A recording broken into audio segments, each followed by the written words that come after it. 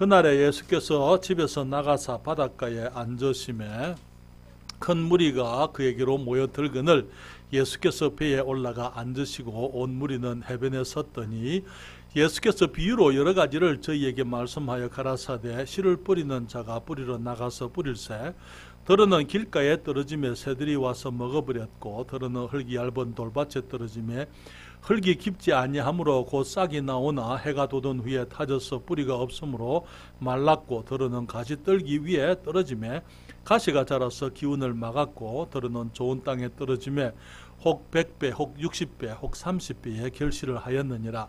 귀 있는 자는 들으라 하시니라. 제자들이 예수께 나와 가로되 어찌하여 저희에게 비유로 말씀하셨나이까? 대답하여 가라사대 천국의 비밀을 아는 것이 너희에게는 허락되었으나 저희에게는 아니 되었나니 무릇 있는 자는 받아 넉넉하게 되되 무릇 없는 자는 그 있는 것도 빼앗기리라. 그러므로 내가 저희에게 비유로 말하기는 저희가 보아도 보지 못하며 들어도 듣지 못하며 깨닫지 못함이니라.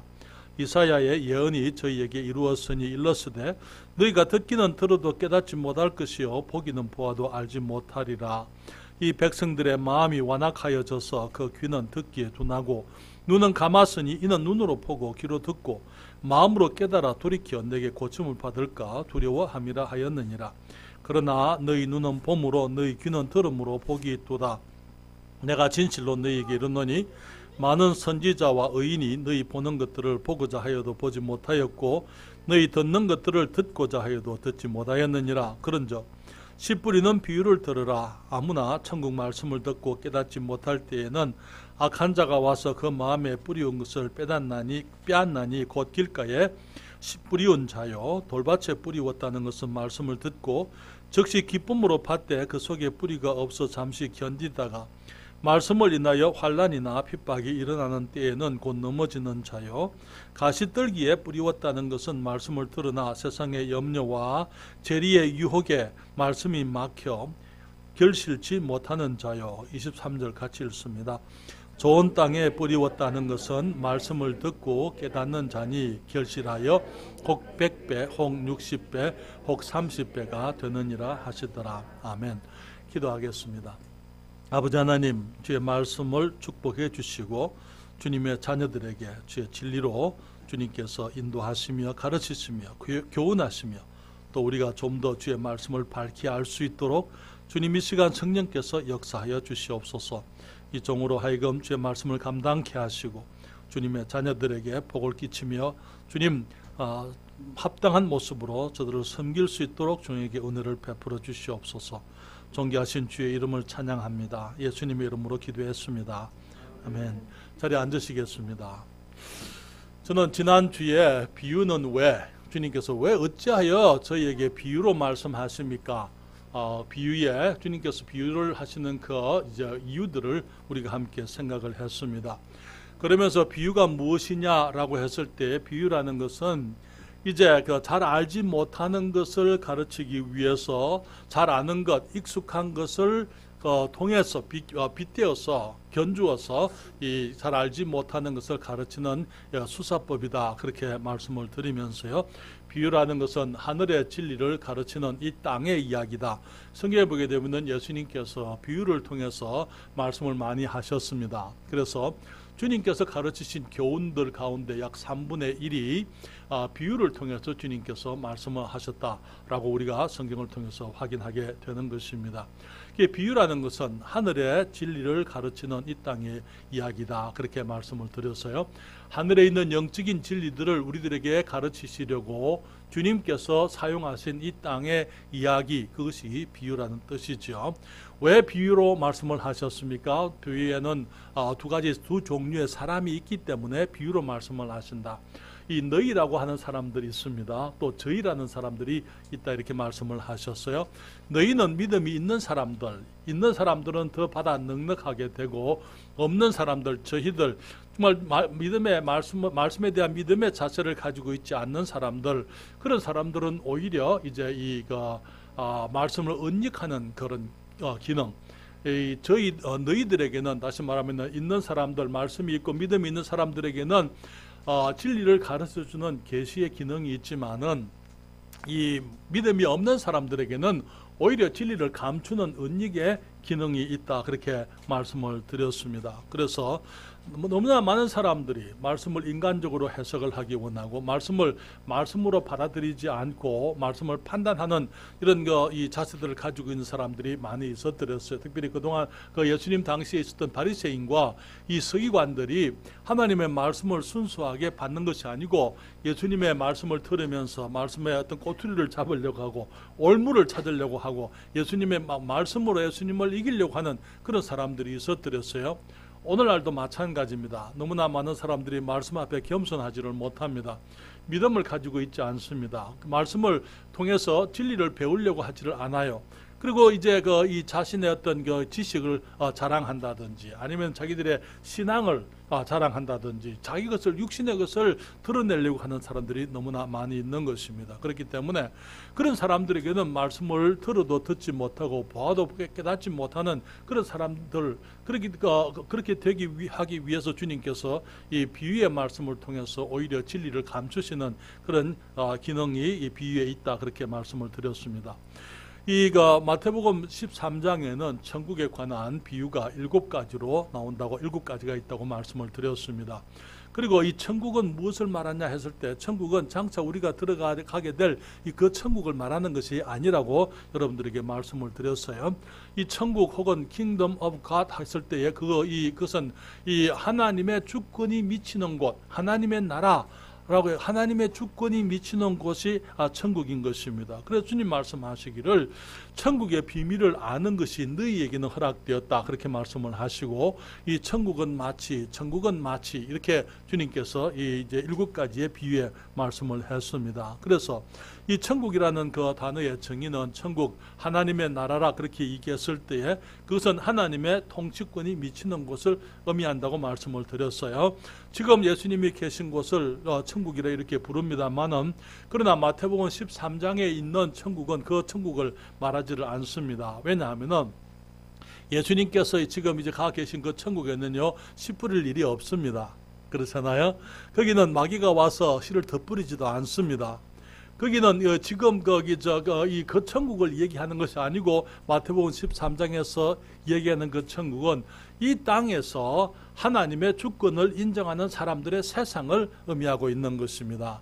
그렇기 때문에 우리 주님께서 이 땅에 오셔서 지금 교회를 세우시고 교회를 통해서 하나님의 나라가 지금 확장되어지고 있잖아요. 그래서 그 확장되어지고 있는 하나님의 나라, 지금 이 시대에 이 세상에 있는 하나님을 하나님으로 인정하고 하나님의 주권을 인정하는 사람들 사이에 있는 이 일들을 주님께서 여기서 7가지의 비유의 말씀을 하시게 된 것이죠. 여러분, 현 시대의 천국은 바로 교회를 의미합니다. 여러분, 우리가 잘 아는 것처럼 지금 우리는 우리 시대를 일컬어서 교회 시대라 그렇게 얘기하잖아요. 교회 시대라고 했을 때 우리 거기 에베소서째 3장 10절로부터 11절까지 주님 말씀하시기를, 우리 성경을 찾습니다. 성경을 찾아서 여러분 할 수 있는 대로 오후 시간이 힘드시기 때문에 성경을 찾아서 여러분들이 같이 읽으시도록 그렇게 하면은 아마 좀 졸음을 이기실 수가 있으리라 생각이 됩니다. 그리고 말씀에 좀 더 집중할 수 있겠죠. 여기에 주님 말씀하십니다. 다 같이 읽습니다. 이는 이제 교회로 말미암아 하늘에서 정사와 권세들에게 하나님의 각종 지혜를 알게 하려 하심이니 곧 영원부터 우리 주 예수 그리스도 안에서 예정하신 뜻대로 하신 것이라. 우리는 이 말씀을 제가 자주 강조하기 때문에 잘 알고 있습니다. 사도 바울이 이제는 이전에 선지자들이 깨닫지 못했던 한 시대의 경륜을 깨달았습니다. 그것은 율법 시대 이후에 주님께서 이제 유대인들을 잠시 제쳐놓으시고 이방인들을 교회 안에서 구원하시고, 그래서 이제 이 교회들을 통해서 유대인과 이방인 사이에서 구원받은 그리스도인들을 통해서 하나님께서 주님이 재림하실 때까지 다시 이제 유대인들을 다시 한번 이 7년 대환란 기간을 통해서 다시 사용하시기 전에 주님께서 이제 교회를 통해서 온 세상에 하나님의 일을 이루시고 지금 영혼들을 구원하시고 복음을 맡겨 놓으시고, 그래서 천국 주님의 나라가 확장되어지게 하신 것을 우리가 성경에서 보게 되죠. 주님께서 이 현 시대의 천국, 다시 말하면 교회 안에 주님께서 영원하신 목적을 위해서 교회에다가 이제 이거 이 사명, 복음의 사명을 맡기셨는데, 이제 주님이 재림하시게 되면은 이 교회 시대가 끝이 나겠습니다만은, 그때까지 이 땅에 있는 교회들 사이에서 어떤 일이 있을 것이냐 하는 것, 우리 주님께서 교회에 주신 위대함도 우리가 생각할 수 있지만은, 특별히 이 사탄이 교회에 대해서 그냥 가만히 두지를 않는다고 말하고 있는 것이죠. 그래서 교회 안에서, 교회 시대에 여러 종류의 교회들을 우리가 볼 수 있는 것입니다. 그리고 실제로 우리가 이 땅에서 일어나고 있는 여러 교회들의 현상들, 그래서 현 시대의 교회들이 왜 이런 일들이 있는지, 교회 안에 정말 항상 좋은 우리 이거 비유해 보게 되면은 긍정적으로만 얘기를 하고 있지를 않아요. 부정적인 일들이 실제로 하나님의 주님 계신 그 천국에는 이런 부정적인 일이 있을 수가 없습니다. 그러나 이 땅의 교회 시대, 이 땅의 지금 현 시대의 하나님의 나라를 말하기 때문에 이 땅에 있는 하나님의 교회 안에 여러 사탄의 활동들이 있을 것이고, 거기에 여러 종류의 모습의 그리스도인들이 있을 것이고, 여러 종류 있고, 교회뿐만 아니고 오늘날 많은 종류의 그리스도인들의 모습을 우리가 이 비유의 말씀들을 통해서 우리가 이해할 수 있어요.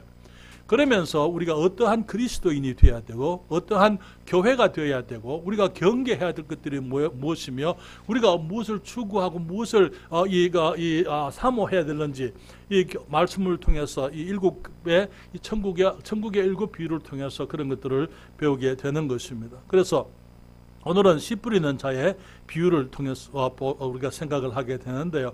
먼저 우리들이 생각할 수 있는 것은 씨는 하나님의 말씀이라는 것이죠. 주님께서 말씀을 하셨어요. 그렇죠. 씨는 씨 뿌리는 자는 하나님의 말씀을 뿌리는 것이다. 그렇게 말씀을 했습니다. 그래서 여기에 18절에 말하기를, 그런즉 씨 뿌리는 비유를 들으라. 아무나 천국 말씀을 듣고 깨닫지 못할 때에는, 천국 말씀, 이 땅에 이제 이거 복음의 말씀이 뿌려지는 것을 말하는 것입니다. 여러분, 우리가 기억해야 될 것은 모든 씨는 생명이 있다는 것입니다. 그리고 하나님께서는 하나님의 말씀을 씨라고 말씀을 하고 있어요. 그래서 이 말씀 안에는 이 생명이 있다. 여러분, 창세기 1장 11절 12절 누가 읽어주시겠어요? 창세기 1장 11절과 12절 말씀, 우리 하나님의 지혜를 우리가 천지 창조 가운데 보게 되는데, 그 중에 하나가 주님께서 이 창세기 1장 11절과 12절에 하나님의 놀라우신 지혜를 우리가 창조의 지혜를 보게 되는데요. 누가 좀 읽어 주십시오. 같이 읽으세요. 괜찮아요? 예.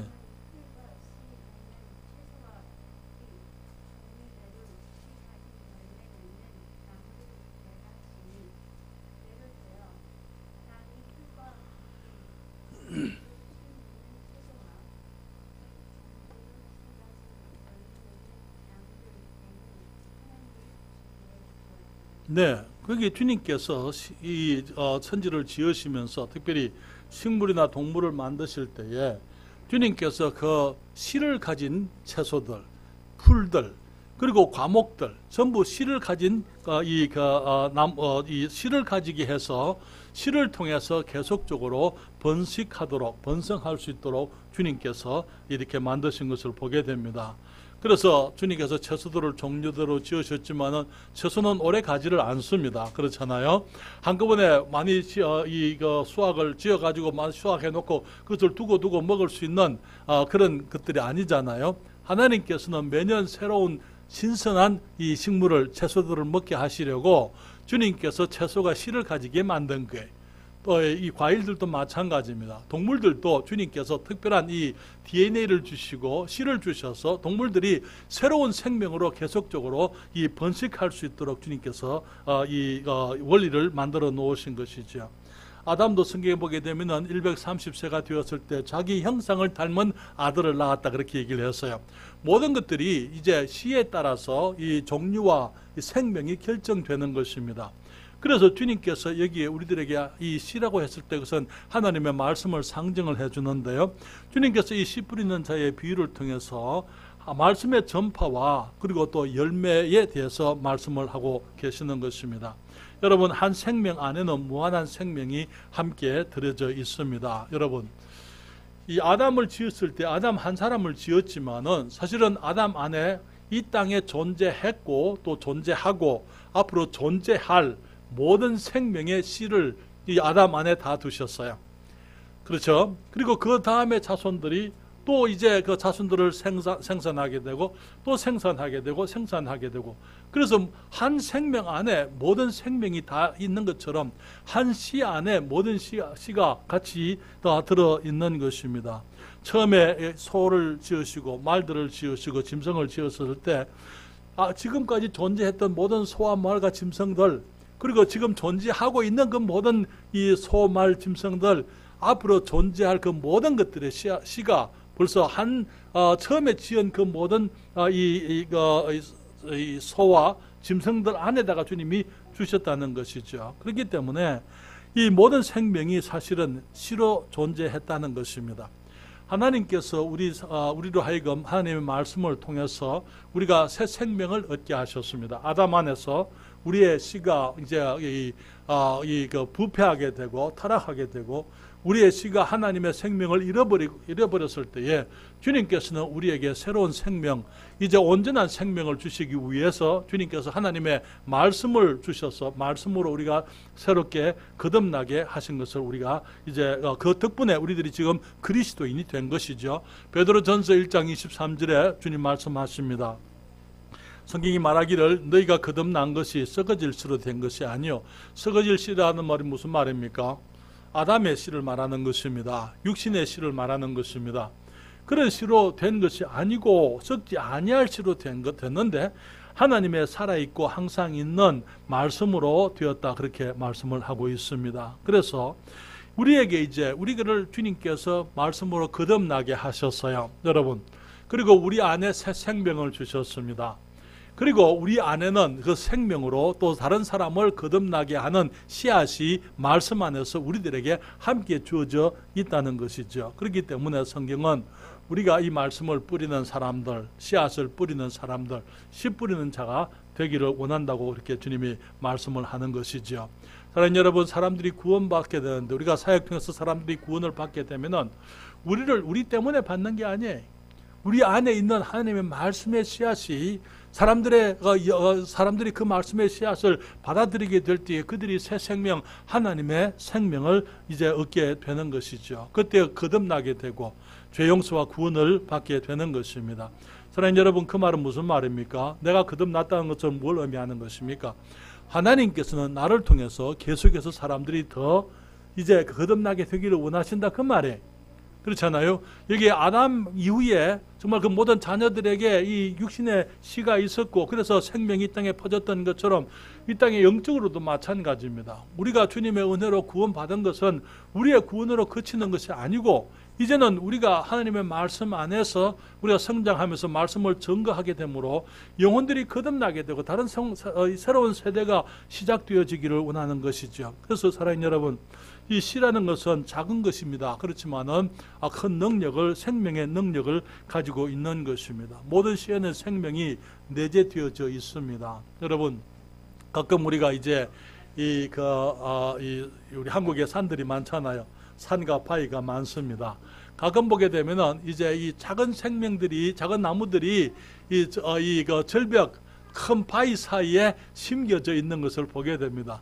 여러분, 혹시 전에 그런 영화가 아니고, 여러분 동해물과 백두산이 하는 이 TV에서 KBS나 이런 데서 방송을 마지막 하게 될 때 혹시 마지막까지 TV 보신 적 있으세요?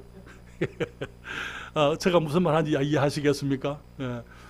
거기 보게 되면 밤늦게 이제 TV를 종영하면서 동해물과 노래가 나오는 게 아니고 음악이 나오잖아요. 애국가가 나오면서 거기에 이제 이 대한민국의 여러 곳곳에 유명한 이제 거기 관광지나 혹은 이 경치 좋은 곳이 나오게 됩니다. 거기 보게 되면은 이제 문경에 이 한 장면이 나와요. 여기 보면은 산 위에 바위들이 있는데 바위 위로 이렇게 여기 소나무가 자라는 그런 것들이 나오게 되는 것을 보게 됩니다. 저는 한 번은 우리 여기 문경에 우리 박철성 목사님하고 갔더니 박 목사님 저것이 저 장면이 우리 애국가에 그게 나오는 거라고 그렇게 얘기를 해서 그렇구나 제가 알았습니다만, 어쨌든 제가 말씀드리려고 하는 것은요, 생명은 스스로 숨기지를 않습니다. 아무리 이 척박한 환경 속에서라도 생명은 생명의 모습을 드러내게 되어져 있어요.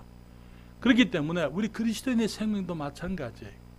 그리스도인들이 거듭나게 되면은 아무리 악한 환경 속에 있다 하더라도 그리스도인의 생명은 그 표를 내게 되어져 있는 거예요.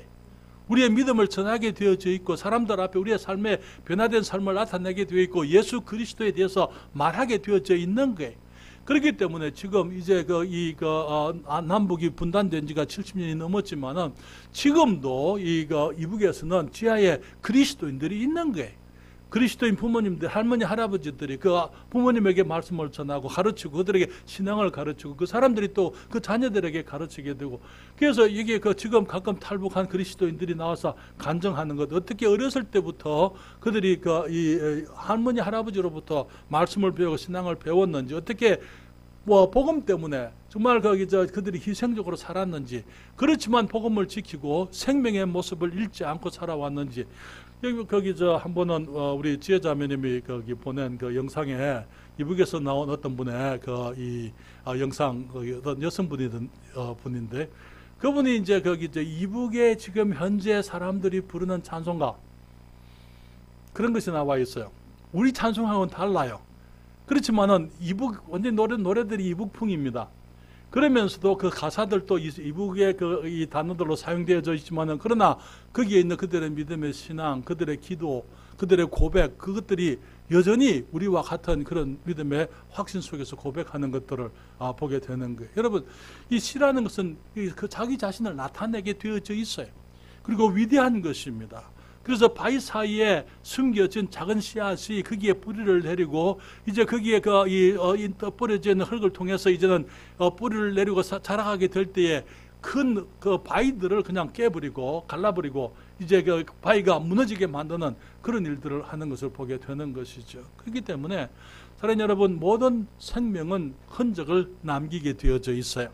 모든 생명은 흔적을 남기게 되어져 있는데 우리들도 마찬가지입니다. 우리가 이 땅에 그리스도인으로 살아가면서 우리가 살아가는 그 흔적들을 우리가 남기면서 살아가는 것을 보게 됩니다.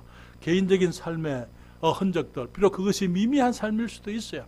미미한 흔적일 수도 있습니다. 마치 해변의 발자국처럼 정말 거기 다시 물길이 와버리면은 다시 다 쓰러져 가버리는 그런 모습일지언정 우리 모든 그리스도인들은 이 땅에 살아가면서 크고 작은 흔적을 남기면서 살게 되어져 있다는 것이죠. 왜 그렇습니까? 그것은 우리 안에 있는 말씀이 살아있는 말씀이기 때문에 하나님의 말씀은 씨앗이면서 살아있는 이제 금이라 그렇게 말씀을 칼이라고 말하고 있잖아요. 양날 가진 금이라고 말하고 있습니다. 여러분 히브리서 4장 12절 말씀을 보실까요? 히브리서 4장 12절 말씀 다 같이 찾으시고 같이 이 말씀을 읽겠습니다. 히브리서 제4장 12절 말씀을 같이 읽습니다.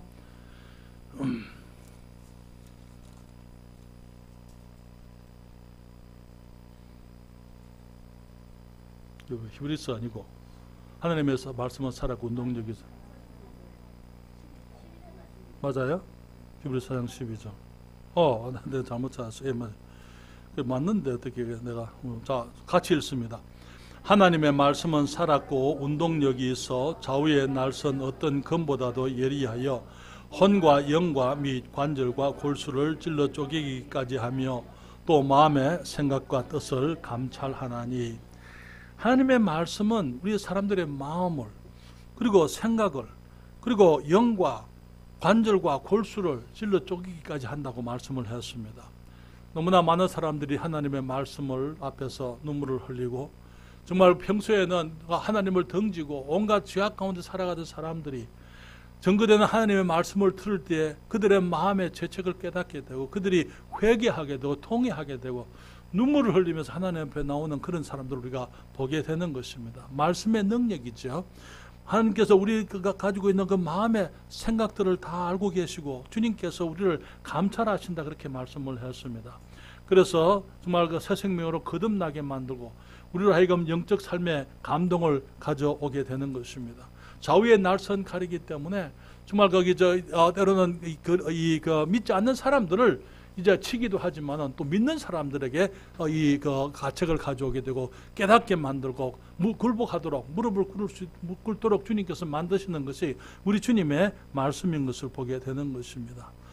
그렇지만 또한 씨는요, 이 새 세대의 열매를 맺는 것을 보게 됩니다. 새로운 세대의 열매를 맺습니다. 우리가 이 땅에서 살아가면서 우리 생명의 흔적, 그것이 비록 미미한 것일지라도 남기는 것처럼 그것은 한순간 일시적인 것일 수 있습니다. 우리가 사람들이 이 땅에서 아무리 큰 위대한 성을 쌓았다 하더라도 그런 것들은 이제 이 세상의 역사 속에 있는 것들은 다 사라지게 되어져 있습니다. 그렇지만 우리 그리스도인들이 살아가면서 말씀으로 인해서 살아가게 될 때에 우리는 새로운 시대, 다시 말하면 영존하는 열매를 우리들이 맺을 수가 있다는 것이죠.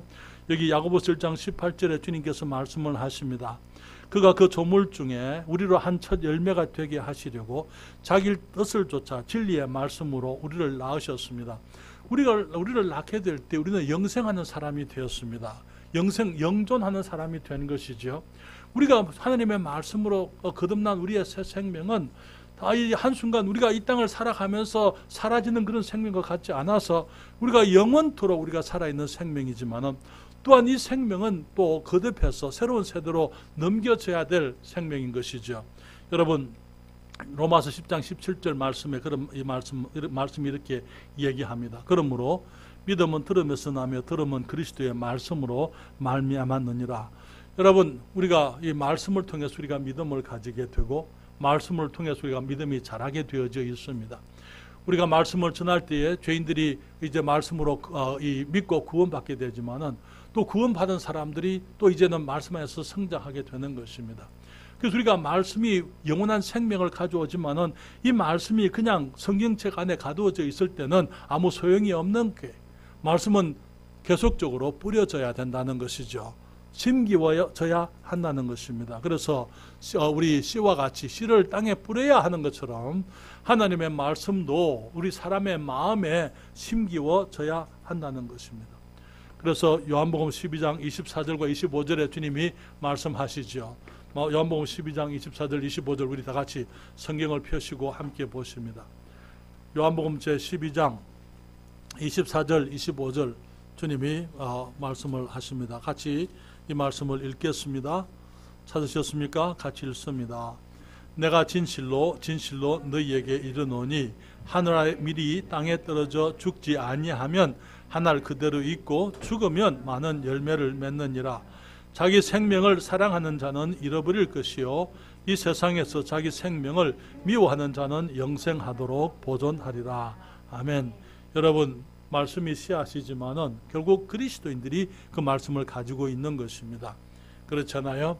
여기에 밀 안에 이 생명이 들어있는 것처럼 우리 그리스도인 안에 우리가 받은 새 생명이 있고 이 말씀이 이 생명이 이제 더 많은 생명으로 풍성히 이제 열매를 맺기 위해서는 우리가 우리 자신을 주님께 드려야 되고 우리들이 썩어져야 되고 우리들이 희생되어져야 되고 주님의 뜻을 따라야 되고 우리가 십자가를 인정해야 되고 사도 바울이 말한 것처럼 내가 그리스도와 함께 십자가에 못 박혔나니 그런즉 이제는 내가 산 것이 아니요 오직 내 안에 그리스도께서 사신 것이라.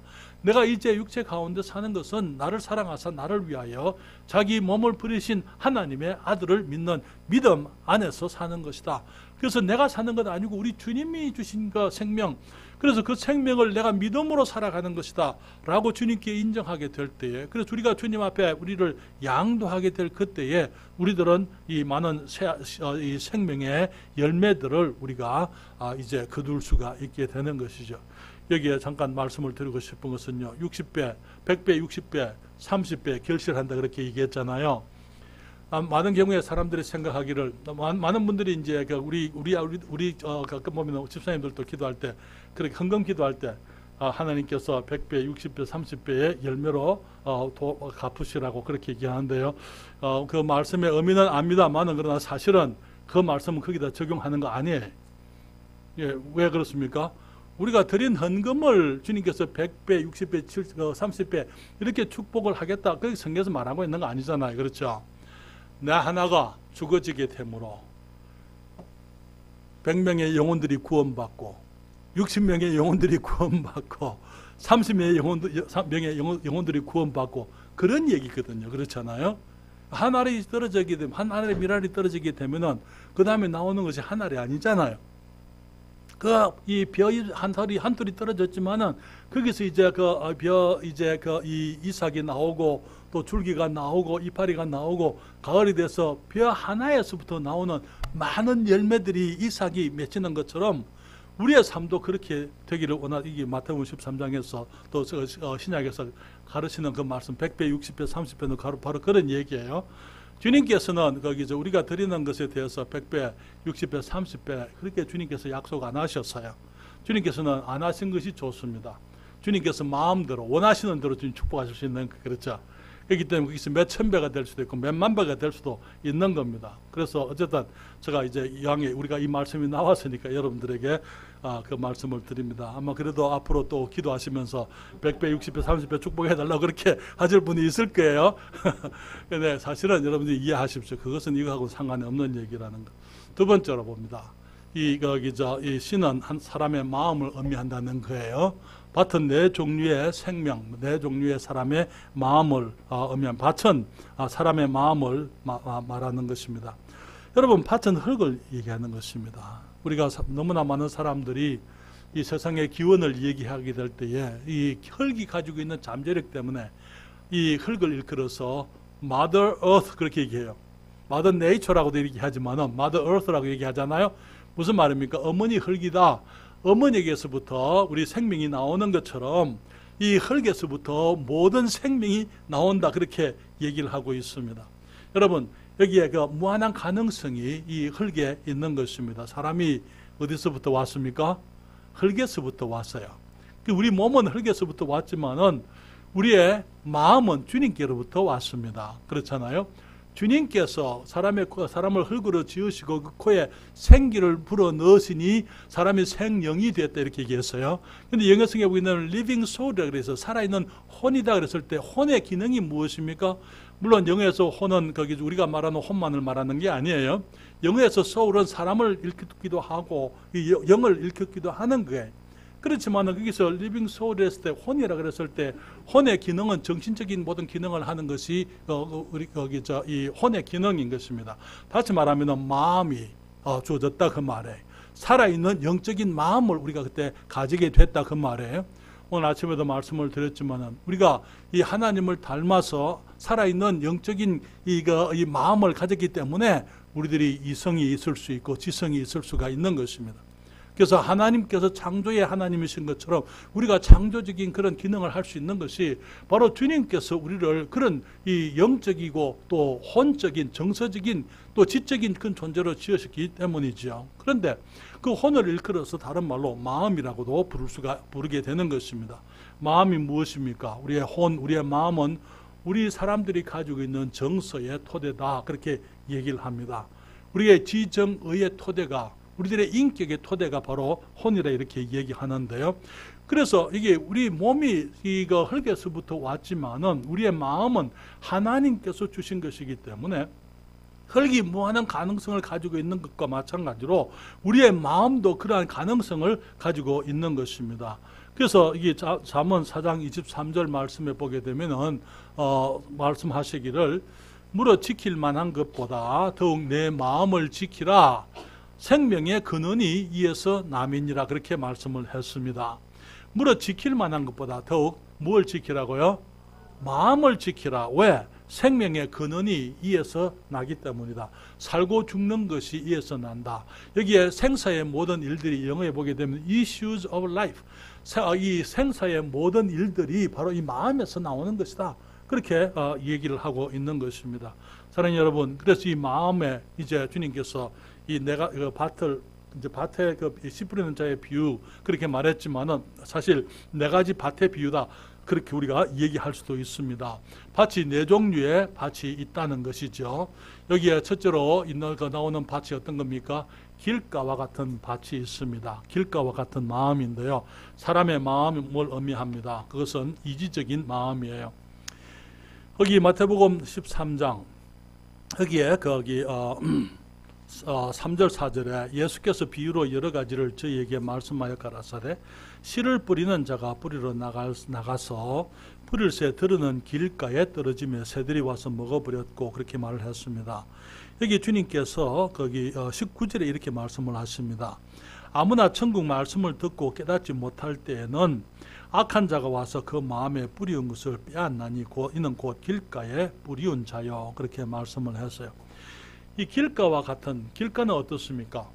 길가의 특징, 단단해요. 그렇죠? 왜 단단합니까? 밟혀서 그래요. 많은 사람들이 다니잖아요. 그렇죠?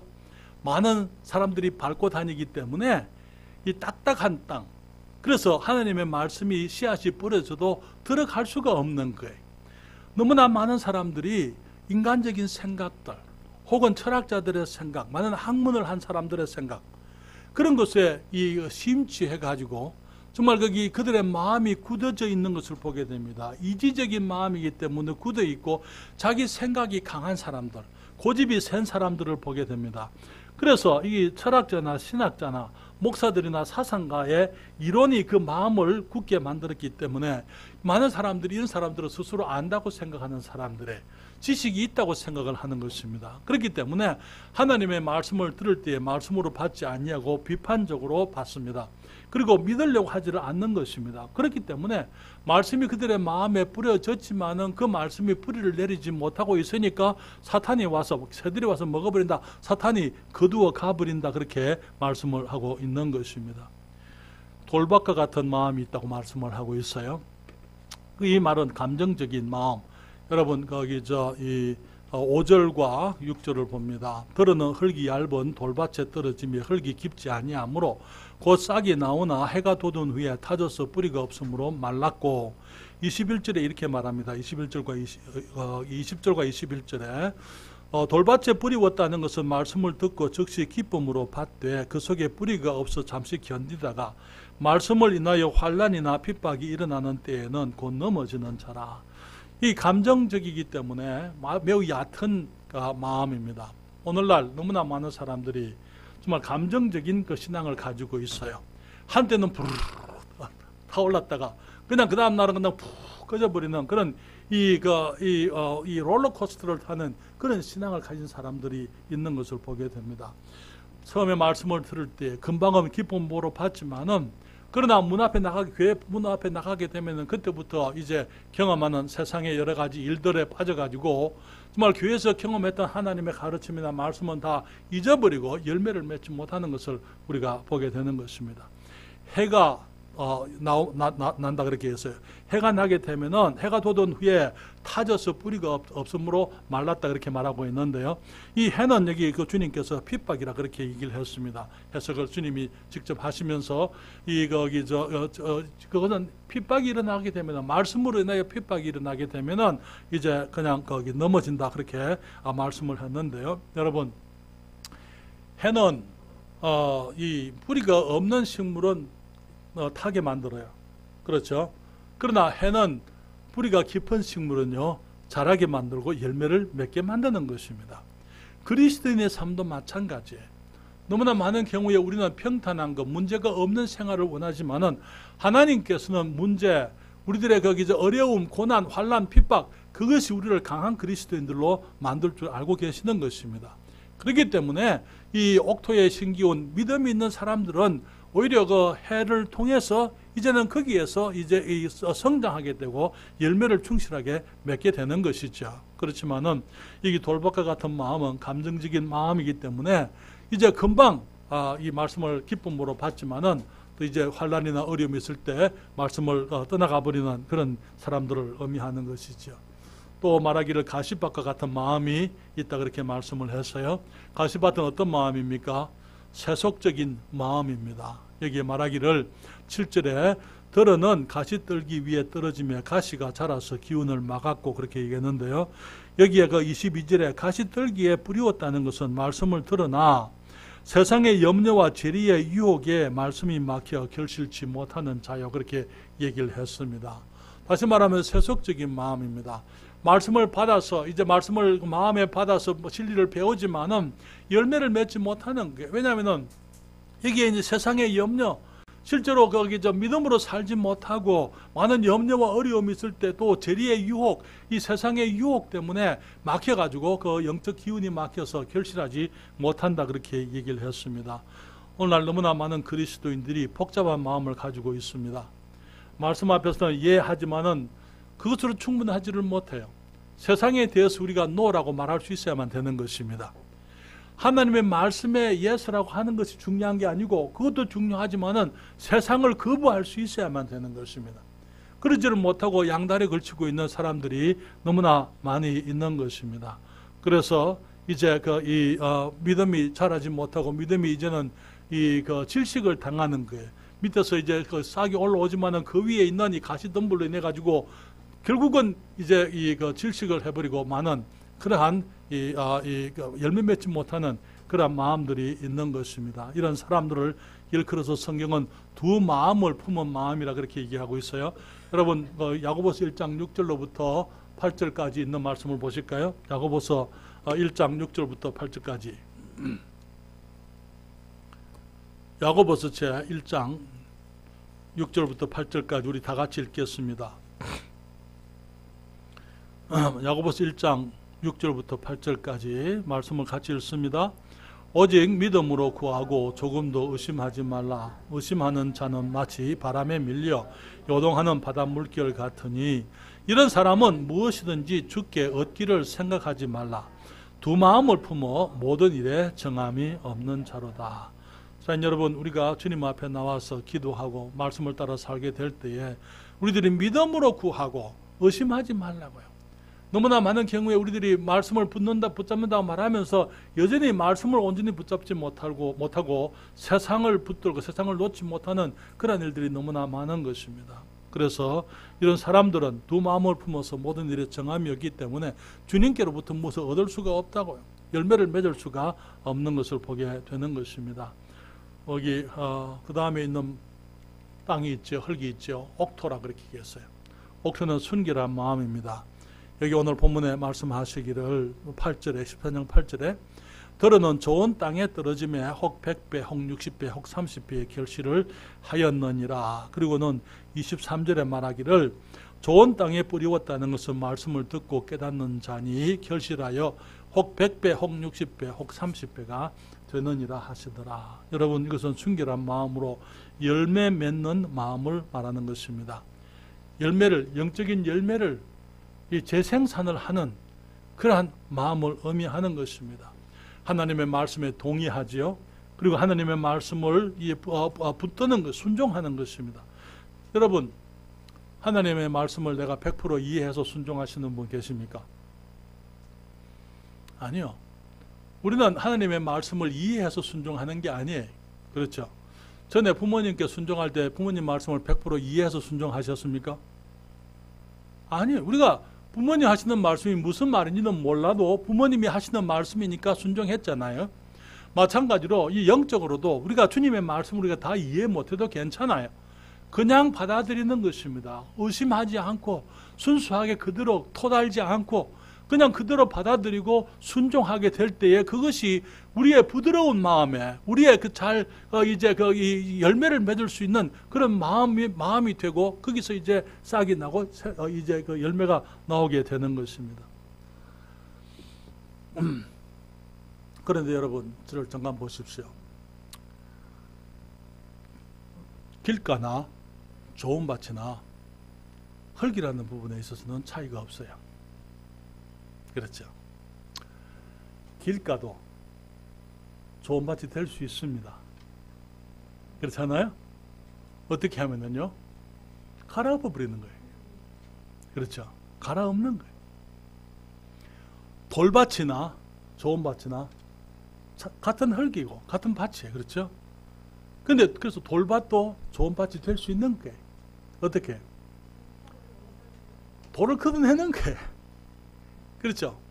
가시밭 때 가시들을 다 긁어내버리는 것입니다.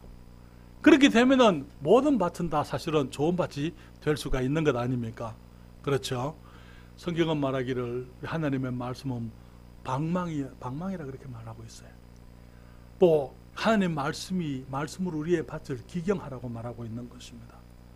무슨 말이냐면 하나님의 말씀에서 우리들의 삶 속에 있는 잘못된 것들을 보여줄 때에 내가 잘못된 것을 붙들지 말고 하나님의 말씀을 받아들여서 내게 있는 잘못된 것들을 주님께 내려놓는 것을 말하는 거예요. 나의 불순종, 내가 가지고 있는 고집들, 내가 가지고 있는 이 하나님 앞에서 이 목이 곧은 모습들, 교만한 것들, 우리들의 이기적인 모습들, 우리들의 육신적인 것들, 주님께서 말씀으로 우리에게 보여주실 때에 우리가 그런 것들을 주님께 내려놓고 말씀을 받아들이게 되면은 우리의 마음이 좋은 밭이 되는 것입니다. 처음부터 좋은 밭이 아니에요. 거기 어느 이제 거기 비즈니스맨이 이제 거기 유럽의 어느 마을에 비즈니스 미팅을 갔습니다. 그러니까 거기에 마을에 이제 미팅을 가기 전에 참석하기 전에 잠시 이제 시간이 나서 그 마을 구경을 나가는데 그 마을에 이 아름다운 이 꽃들을 가꾼 정원이 있었어요. 그래서 그 정원을 들어가서 이렇게 보면서 야 정말 이 하나님께서 이 엄청나게 좋은 이 꽃들, 이 정원을 이루셨다. 그렇게 생각을 하는데 그때 정원지기한테 이렇게 얘기합니다. 참 우리 하나님 너무나 위대하시잖아요. 이렇게 아름다운 꽃들로 이렇게 정원을 만드셨습니다. 그러니까 거기 정원사가 하는 말이 당신이 하나님 혼자 그 밭을 가지고 계실 때 어떤 모습이었는지 못 보셔서 그렇게 얘기하십니다. 무슨 말인지 이해하시겠어요? 하나님이 혼자 그 밭을 가지고 계셨을 때는 엉망이었다. 잡풀로 가득 차 있었다는 거예요. 그러나 이 잡풀들과 온갖 더러운 것 다 긁어내고 거기에다가 이제 꽃들을 심고 그렇게 해서 이제 아름다운 정원이 되는 것입니다.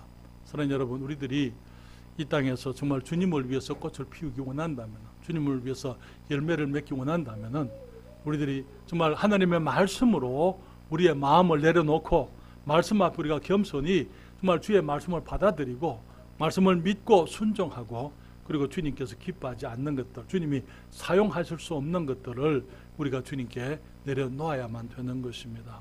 사랑하는 여러분, 그때에 우리의 이 마음이 정말 회개를 하게 될 것이고요.